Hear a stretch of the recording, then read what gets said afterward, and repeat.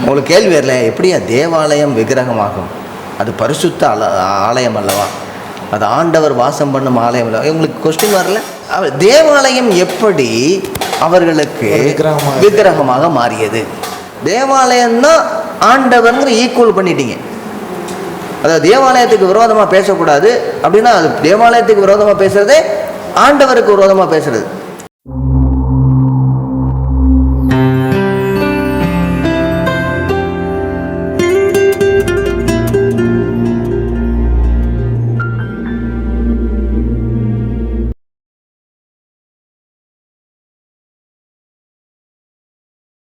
கர்த்தராக இயேசு கிறிஸ்துவின் நாமத்திலே சால்வேஷன் டிவி நேயர்கள் அனைவரையும் வாழ்த்தி வரவேற்கிறோம். இது ஏக்தா நெட்வொர்க் வழங்கும் திருச்சபை அன்றும் என்றும்.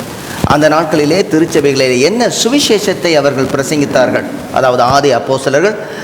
நாம் இப்பொழுது எப்படிப்பட்ட சுவிசேஷத்தை பிரசங்கித்து கொண்டு இருக்கிறோம்? இப்பொழுது பிரசங்கிக்கிறவர்கள் எந்த மாதிரியான சுவிசேஷத்தை கூறுகிறார்கள் என்று பார்த்தால், அநேக நேரங்களிலே வித்தியாசம் காணப்படுகிறது. தவிர்க்க முடியாத காரியம் என்று சிலர் சொல்வார்கள். ஆனால் சுவிசேஷமானது மாற்ற முடியாத ஒன்று. நாம் ஆதி அப்போஸ்தலர்கள் பேசின சுவிசேஷத்தை குறித்து வாசித்து கொண்டு வருகிறோம். அப்போஸ்தலர் நடவடிக்கைகளிலே நிறைய இடங்களில் அப்போஸ்தலர்கள் பேசியிருக்கிறாங்க. அந்த சுவிசேஷங்களாக நீண்ட பிரசங்கங்களாக லூக்கா எழுதி வச்சிருக்கிறார். நிறைய இடங்கள் எழுதியிருக்கிறார். அதாவது இன்சிடெண்ட், அதாவது நிகழ்ச்சிகள் மட்டுமல்ல, அதனுடைய சொற்பொழிவுகளையும் அவர் எழுதி வச்சிருக்கிறார். அவர் எழுதி வச்சிருக்கிறாருன்னா அதனுடைய நோக்கம் என்ன, அவர்கள் எப்படி இதை வெளிப்படுத்தினார்கள்? ஒருவேளை நீங்கள் கேட்கலாம், அது அப்படியே வரி பிசகாமல் எழுதியிருப்பாரா அப்படின்னு கேட்கலாம். வரி பிசகாமல் எழுதியிருக்க முடியாது. ஆனால் அதனுடைய மொத்த சாராம்சம் நிச்சயமாக அதில் இருக்குது. இந்த அறிவிப்புகள்லாம் நீங்கள் செய்யலாம், ஒரு 4 பிரிவுகளாக நீங்கள் பிரிக்கலாம். நீங்கள் முழு சுவிசேஷ அந்த அப்போஸ்தலர் நடவடிக்கைகளில் உள்ளது 4 பிரிவுகளாக பிரிக்கலாம். உங்களுக்கு ஏதாவது தெரியுதா என்னென்ன பிரிவுகளாக பிரிக்க முடியும் அப்படின்னு? என்னென்ன நான் 4 பிரிவுகளாக நான் பிரித்து வச்சுருக்கிறேன். உங்களுக்கு ஏதாவது எந்தெந்த இடத்துல எல்லாம் பேசியிருக்கிறாங்க? பேதுருவானவர் பேசினதை நான் பார்க்குறோம். அவர் பேதுருவானவர் பேசினதெல்லாம் எப்படி பேசினார், என்ன மாதிரி ஆச்சு? பிறப்பிலிருந்து அவர் நடத்தின சுவிசேஷத்தையும் அவர் கூட இருந்த காரியத்தை குறித்து அவங்க பேசியிருக்கிறாங்க. ஸ்தேவான் பேசும்பொழுது அதை பிறப்பில் இருந்த, அதாவது ஆமாம், மற்ற பழைய ஏற்பாட்டையும் சேர்த்து கொஞ்சம் பழைய ஏற்பாட்டிலையும் பேசியிருக்காங்க, பிறப்பிலிருந்து பேசியிருக்காங்க. பேசி அது அடுத்ததான் சுவிசேஷ ஊழியத்தை குறித்து பேசிட்டு அப்போ நம்ம யார் பேசுனதுன்னு பார்ப்போம். முதல்ல பேதுரு பேசுனதை குறித்து பார்த்தோம். அதுக்கு அடுத்ததாக ஸ்தேவான் பேசுறதை குறித்து பார்க்குறோம். இன்னும் வேற யாரெல்லாம் பேசியிருக்கிறா? பவுல் பேசியிருக்கிறாரு நிறைய இடங்களில். விசேஷமாக அவர் கடைசியில் உள்ள அந்த 22, 23, 24 27 அதிகாரங்கள்லாம் அவர் இந்த நீதி நியாயமன்றத்தில் நின்று பேசக்கூடிய பேச்சுகள் இருக்கும். சரி, இதை அவர் 4 பிரிவுகளாக பிரிக்கலாம். ஒன்று, சுவிசேஷ அறிவிப்புக்காக அவர்கள் பேசியிருக்கிறாங்க. சுவிசேஷத்தை அறிவிப்பதற்காக, உதாரணமாக 2வது அதிகாரத்திலையும் 3வது அதிகாரம், 4வது அதிகாரம், 5வது அதிகாரம், 10வது அதிகாரம், இந்த அதிகாரங்கள்லையும் அதோடு கூட பவுலடியார் என்ன செய்கிறார்? 13வது அதிகாரம், 17வது அதிகாரம். இப்போ மறுபடியும் சொல்கிறேன், 2வது அதிகாரத்தில் பேசியிருக்கிறாரு, 3வது அதிகாரத்தில் பேசியிருக்கிறாரு, 4வது அதிகாரத்தில் கொஞ்சம், 5வது அதிகாரத்தில் சனகரின் சங்கத்திற்கு முன்பதாக, 10வது அதிகாரத்தில் கொர்நேலியுசுக்கு முன்பதாக. பவுலடியார் என்ன செய்திருக்கிறார்? யூதர்களுக்கு என்று சொல்லி 13வது அதிகாரத்தில் பேசியிருக்கிறாரு. அதாவது இது பிசிதியாவிலே உள்ள அந்தியோகியா. அப்புறம் புறஜாதியாருக்கு, அதாவது அத்தேனே பட்டணத்தில் பேசும்பொழுது அவர் 17வது அதிகாரத்தில் அதில் பேசியிருக்கிறாரு. இதெல்லாம் சுவிசேஷம் அறிவிக்கக்கூடியது. இன்னொன்று என்னன்னா வழக்காடுதல், அதாவது நியாயசபையில் அதை நீதி முன்பதாக அவர் எதற்காக இப்படி பேசுறாருங்கிறத குறித்து தெளிவாக காரியம் எப்படி இருக்கிறதா, உனக்கு பேச உத்தரவாகிறது அப்படின்னு சொல்லும்போது நீதிமன்றத்தில் பேசியிருக்கிறாங்க. இதில் ஸ்தேவான் பேசினதை நம்ம பார்க்குறோம் 7வது அதிகாரத்தில். பவுலடியார் 22வது அதிகாரத்தில், அதாவது சனகரின் சங்கத்தின் முன்பதாக கிளைதியு லீசியா என்று சொல்லக்கூடிய கவர்னருக்கு முன்பதாக பேசியிருக்கிறாரு. 2வதாக 23வது அதிகாரத்தில் பேசியிருக்கிறாரு. இது மறுபடியும் சனகரின் சங்கம் கிளைதியு லீசியாவுக்கு முன்பதாக 2வது முறையும் பேசியிருக்கிறாரு. 3வது முறையாக 24வது அதிகாரத்தில் பெலிக்ஸ் என்று சொல்லக்கூடிய அந்த கவர்னருக்கு முன்னாடி பேசியிருக்கிறாரு. 26வது அதிகாரத்தில் ஓ அகிரிப்பா ராஜாவே அப்படின்னு சொல்லி நம்ம அடிக்கடி சொல்லுவோமே, அந்த அகிரிப்பா ராஜாவுக்கும் அவருடைய மனைவியாக பெர்னிக்கேயால், அப்புறம் பொர்க்கியூ பெஸ்து, இவங்க எல்லாருக்கும் முன்னாடி பேசியிருக்கிறாரு. அதுக்கடுத்தா 28வது அதிகாரத்தில் ரோம நகரத்து யூதர்களுக்கு முன்பதாக பேசியிருக்கிறார். இதெல்லாம் வந்து என்னென்னா ஒரு ஒரு என்ன சொல்ற நீதிமன்றத்தில் வழக்காடுதலாக பேசியிருக்கிறாங்க. வேறு இன்னொரு பகுதி வேறு எங்கேயாவது ஞாபகம் இருக்குதா? உரையாடலாம். அதாவது அவங்க போதிக்கும் பொழுது, உதாரணமாக 1வது அதிகாரத்தை எடுத்து பார்த்தீங்கன்னா, மத்தியாவை தேர்ந்தெடுக்கிறதுக்கு முன்னாடி அது ஒரு பேச்சு ஒன்று இருக்கும், அவங்க பேசுகிறது. அதுக்கடுத்தது 15வது அதிகாரத்தை பார்த்தீங்கன்னா, எருசலேம் கவுன்சிலில் ஒரு பேச்சு ஒரு பேசுவாங்க. இதெல்லாம் ஒரு பகுதியாக இருக்கும். ஆக இந்த மாதிரி நிறைய இடங்களில் கொடுக்குறது. அவர் ஸ்தேவான் செய்த பிரசங்கம், ஸ்தேவான் கொண்டு வந்த பிரசங்கம் 6வது அதிகாரத்தில் 8வது வசனத்துலேருந்து 7வது அதிகாரம் 8வது அதிகாரம் 1வது வசனம் வரைக்கும் அது போகுது. இதுதான் ஒட்டு மொத்தமாக நிறைய இடங்கள்ல அவங்க பேசினது ரத்தன சுருக்கமாக எழுதப்பட்டிருக்கிறது. ஏன் இதை வந்து லூக்கா இவ்வளவு எழுதி வச்சிருக்கிறாரு? நிறைய இடங்களில் கிட்டத்தட்ட பாதிக்கு மேலே இருக்கிற மாதிரி இருக்கு இல்லையா? நிறைய இடங்களில் ஏன் இதெல்லாம் எழுதி வச்சிருக்கிறாருன்னு நினைக்கிறீங்க?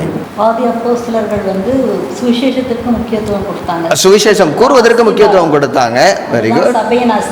சபையின் அஸ்திவாரம் என்று சொல்லி ஒன்று. வேறு அந்த முழு சுவிசேஷத்தையும் எந்த சூழ்நிலையிலையும் அதை வந்து குறைத்து பேச விரும்பாமல் அதை முழுமையாக பேசி அதை, அதாவது இது ஆமாம், இதை வந்து எப்படி சுவிசேஷத்தை சொல்லணும் ஒரு மாடல் அப்படின்னு சொல்ல. சுவிசேஷம் தான் அடிப்படை, சுவிசேஷம் வந்து பேசுறதுக்கு மாடல். வேற என்ன, எதுக்காக இவர் எழுதி வச்சிருக்கிறாரு?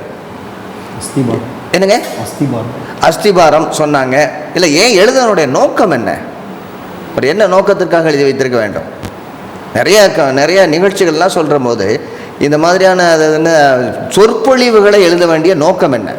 சுவிசேஷம் ஒரு சபைக்கோ அல்ல ஒரு சங்கத்துக்கு மாத்திரம் அல்ல, அது எந்த சூழ்நிலையிலும் அது சுவிசேஷம் சரியாக பிரசங்கிக்கப்பட வேண்டும் என்பதை அவர் அந்த சிச்சுவேஷன் பேசிஸ்லேயும் அதை கரெக்டாக சுச்சுவேஷன் பேஸில் நீங்கள் பக்கத்தில் வந்து என்னங்க சுச்சுவேஷன் பேஸில் உங்களுக்கு எனக்கு போதிக்கிறாரு, இப்படி தான் ஏன் நீனும் செய்யணும் அப்படின்னு சொல்லி. அந்த உன்னுடைய நிகழ்ச்சிகள் வரும் பொழுது, அதாவது சபையில் நீங்கள் இருக்கும் பொழுது எப்படி உரையாட வேண்டும், அல்லது ஒரு சங்கத்துக்கு முன்பதாக போகும்போது எப்படி உரையாட வேண்டும், அதாவது புறஜாதிகள் மத்தியில் எப்படி சுவிசேஷத்தை சொல்ல வேண்டும், வேதத்தை அறிந்தவர்கள் மத்தியிலே எப்படி சுவிசேஷத்தை சொல்ல வேண்டும், நியாயாதிபதிகள் முன்பாக நீதிபதிகள் முன்பதாக எப்படி வழக்காட வேண்டும்.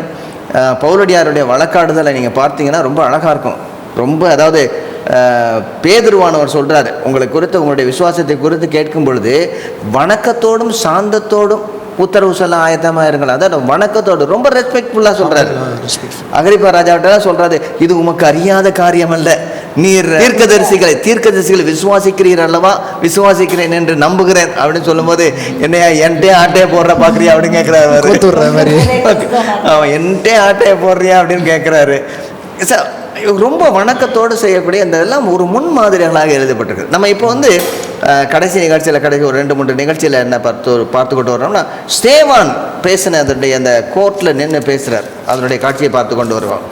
இதில் நாம் 2 கருத்துக்கள் அவர் சொல்லிகிட்டே வர்றார். அவர் பேசக்கூடிய இதில் 2 கருத்துக்கள், எங்கேயாவது என்ன 2 கருத்துக்கள், 2 பிணைந்து வருது. 2 கருத்துக்கள் அவர் பேசுகிறார். என்ன 2 கருத்துக்கள் நினைக்கிறீங்க?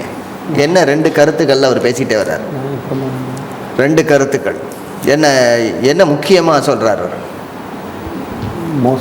பழைய ஏற்பாடும் புதிய ஏற்பாடையும் சரி. பழைய ஏற்பாட்டில் வந்து இயேசு கிறிஸ்துவை கொண்டு வந்து சொல்கிறாரு. வேற அதை வச்சு அவங்களுக்கு என்ன சொல்கிறாரு? அவர் பேசிக்கிட்டே இருக்கும்போது கட் பண்ணிட்டாங்க.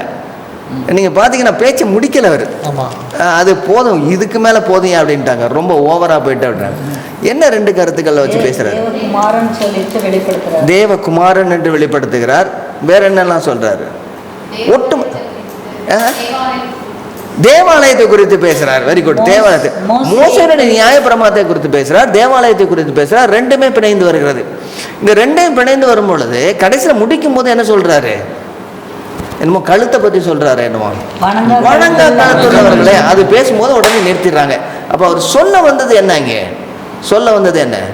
நானே சொல்றேன், பரிசுத்த ஆவியானவருக்கு நீங்கள் எதிர்த்து நிற்கிறீர்கள் சொல்றாங்க. எல்லா நாட்களிலும் நீங்கள் என்ன செய்திருக்கீங்க? ஆண்டவருடைய வார்த்தைக்கு கீழ்ப்படியாமல் இருந்திருக்கீங்க. அதான் பாயிண்ட் அவருடையது.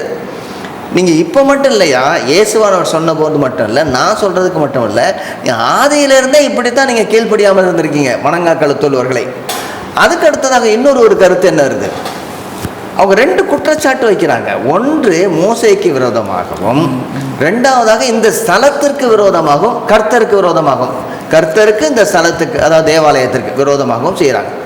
இப்போ இந்த முதல்ல உள்ள பாயிண்ட்டை நம்ம சொல்லியாச்சு. என்ன சொன்னோம்னா, மோசேக்கு விரோதமாகனா தேவனுடைய வார்த்தைக்கு விரோதமாக, மோசேக்கே விரோதம் பண்ணினீர்கள், பேசின எல்லா தீர்க்கதரிசியும் விரோதம் செய்தீர்கள், முதல் பாயிண்ட். ரெண்டாவது பாயிண்டா என்ன சொல்றாங்கன்னா, அவங்க தேவாலயத்தை குறித்து பேசுறாரு. அதுல என்ன கொண்டு வர்றாரு அவரு? உன்னதமானவர் கைகளினாலே செய்யப்பட்ட ஆலயங்களில் வாசம் பண்ண மாட்டார் அப்படின்னு சொல்றதை கொண்டு வர்றாரு. அதுக்கு முன்னாடி வந்து சில தேவதைகளோட பேரெல்லாம் எழுதியிருக்கிறாரு.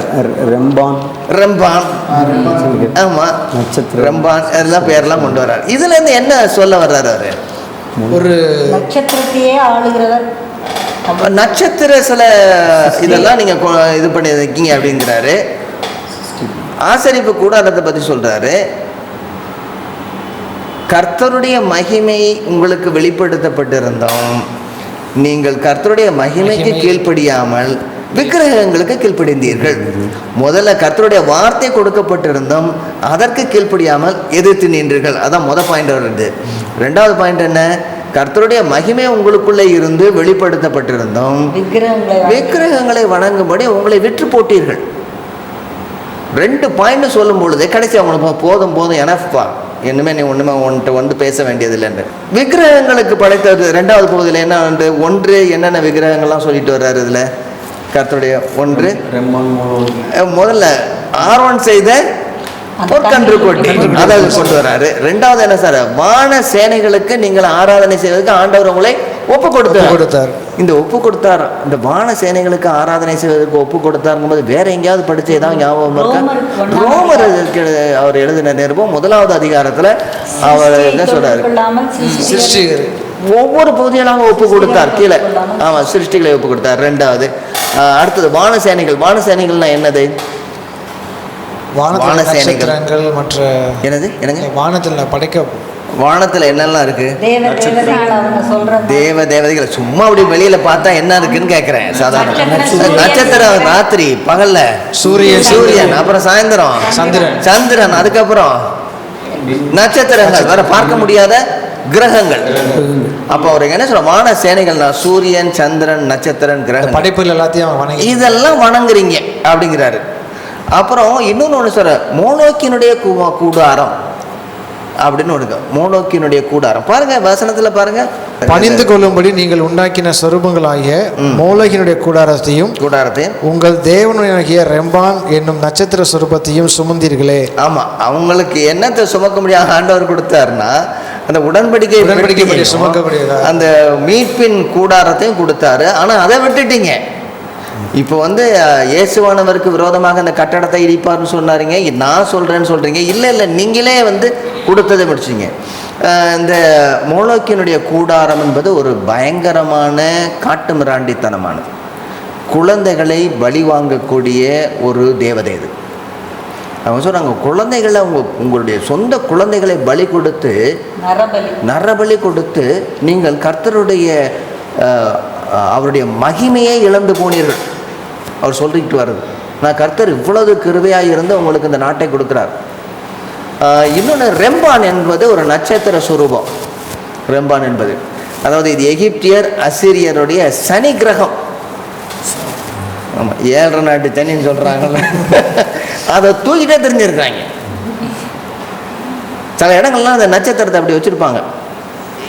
இப்போ உள்ள காரியங்கள்ல நிறைய இடங்கள்ல நம்ம பார்க்கலாம், நிறைய இருக்கு. சில இடங்கள்லாம் அந்த சப்பரம் தூக்கிட்டு போகும்போது நட்சத்திரத்தை தூக்கிட்டு போகிறாங்க.